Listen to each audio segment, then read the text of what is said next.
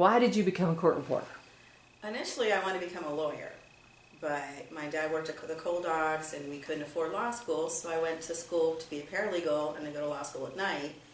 And the representative who met with me said, well, what about court reporting? And I said, well, I don't want to be a newspaper reporter. And she said, no, the people that do this in the courtrooms. I'm like, oh yeah, that sounds like an interesting thing. So I went to school for it, got to working and loved it, and I will never do anything but. I'm a registered professional reporter, which means I can do 225 words a minute. I'm working on becoming certified for Realtime and for closed captioning.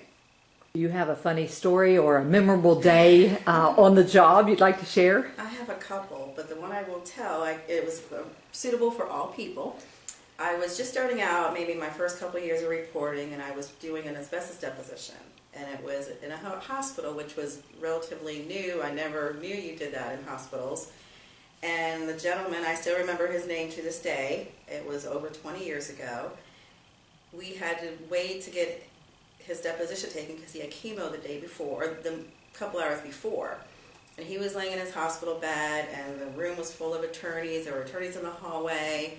I was there, the videographer was there, and she starts asking questions, and he states his name, and then all of a sudden he seizes up, his body stiffens, and his eyes roll in the back of his head, and we thought he was going to die right then and there. And all I remember is the female attorney was saying, off the record, off the record!